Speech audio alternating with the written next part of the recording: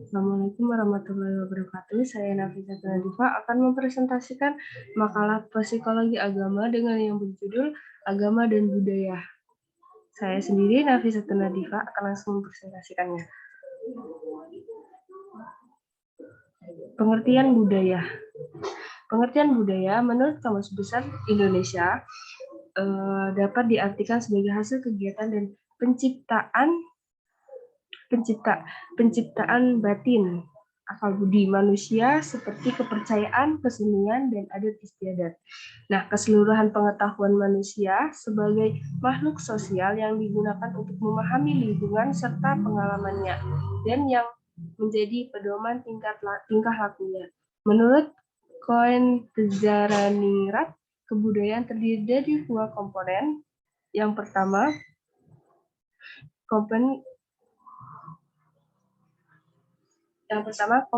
isi. Komponen isi terdiri dari 7 unsur universal, yaitu bahasa, sistem teknologi, sistem ekonomi, organisasi sosial, ilmu pengetahuan, agama, dan kesenian.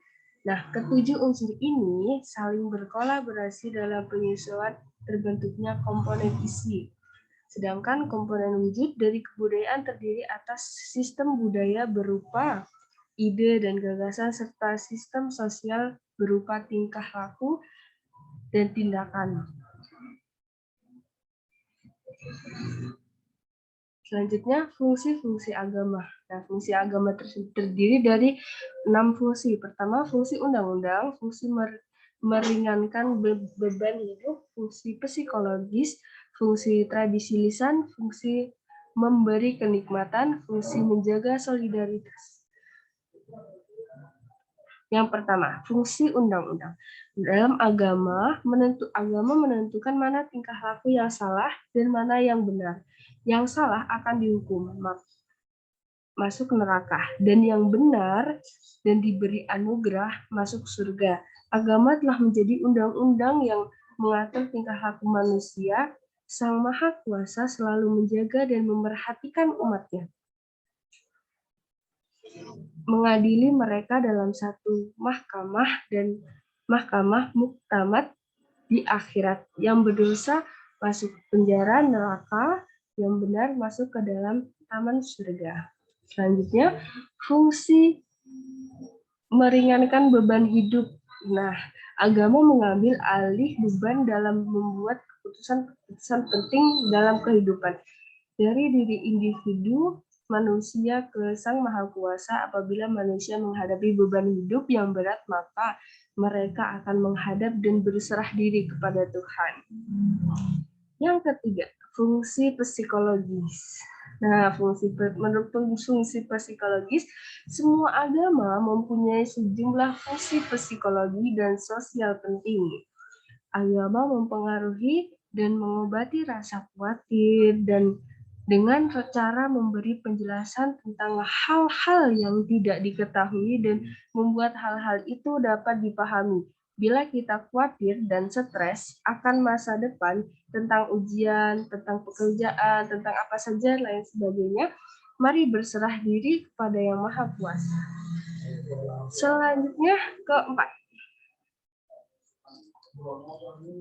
Selanjutnya keempat, fungsi tradisi lisan. Nah, fungsi tradisi lisan melalui ritual bacaan-bacaan dan mitologi agama berfungsi dalam meningkatkan pembelajaran tentang tradisi lisan, cerita tentang para rasul dan sahabat nabi-nabi, tentang raja yang adil, tentang orang-orang suci, tentang seorang perempuan yang tegar dalam imannya meski diancam bunuh oleh raja kafir dan lain sebagainya. Selanjutnya, fungsi memberi kenikmatan. Nah, fungsi memberi kenikmatan, agama juga memberi rasa menyenangkan dalam cara mempercayai bahwa pertolongan Sang Maha Kuasa selalu akan datang bila manusia berada dalam keadaan susah dan bahaya. Berdoalah kepadaku, maka akan aku kabulkan doamu. Selanjutnya, fungsi menjaga solidaritas. Fungsi menjaga solidaritas terakhir Agama memainkan suatu peran penting dalam menjaga solidaritas sosial, persatuan umat dan gereja, saling tolong, saling kasih, sesama manusia, apalagi sesama agama. Selanjutnya, agama dan perilaku budaya. Bagaimana sih perilaku orang beragama? Tidak lepas dari nilai-nilai budaya setempat. Nah, agama adalah simbol yang melambangkan nilai ketaatan kepada Tuhan. Kebudayaan juga mengandung nilai dan simbol supaya manusia bisa hidup di dalamnya. Agama juga memerlukan sistem simbol. Dengan kata lain, agama memerlukan kebudayaan agama tersebut. Nah, ada juga yang berpendapat agama adalah sesuatu yang final, universal, abadi, dan tidak mengenal perubahan. Sedangkan kebudayaan bersifat partikular, relatif, dan temporer.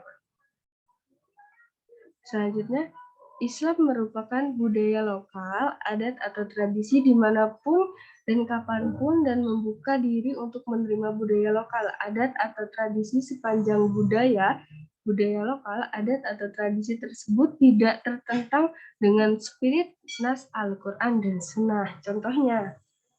Contohnya, kegiatan tahunan yang bernama Yadran merupakan ungkapan refleksi sosial keagamaan yang hal ini dilakukan dalam rangka menziarahi makam para leluhur.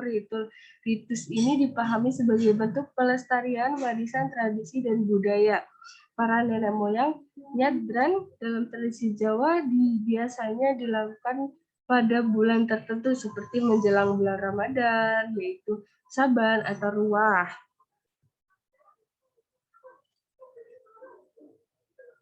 Selanjutnya, tiga kategori fungsi adaptasi tradisi.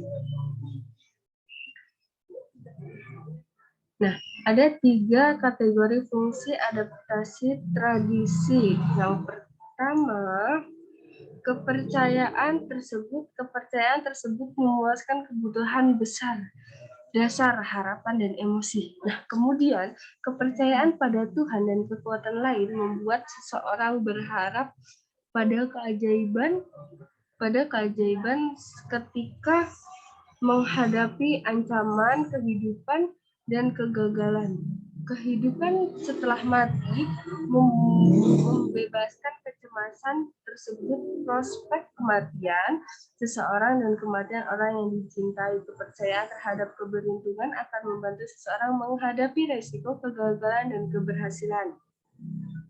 Yang kedua, kepercayaan tersebut dan ritual. Nah, kepercayaan tersebut dan ritual yang dilakukan secara bersamaan meningkatkan kohesivitas kelompok pada level yang dalam. Maka kepercayaan pada Tuhan mengikat pada pengikutnya pada mistik dan identitas umum kita anak Tuhan. Selanjutnya, kepercayaan tersebut meningkatkan pemahaman. Kepercayaan tersebut meningkatkan pemahaman yang tidak jelas individu dan pengalaman hidup yang problematik dalam memberi penjelasan karangan, evaluasi, dan atribusi sebab akibat.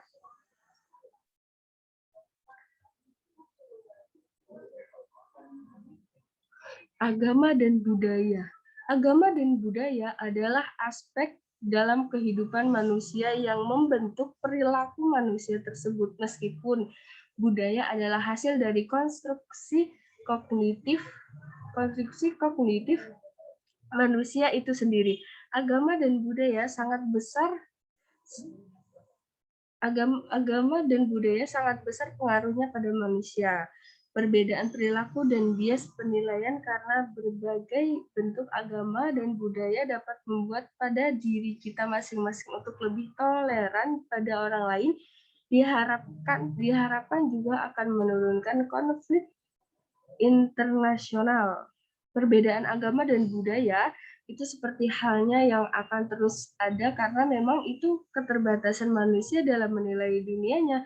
Tetapi yang perlu diantisipasi adalah bagaimana perbedaan itu bermanfaat, menjadikan perbedaan itu berjalan bersama untuk kesejahteraan bersama. Terima kasih atas perhatiannya. Saya akhiri. Assalamualaikum warahmatullahi wabarakatuh.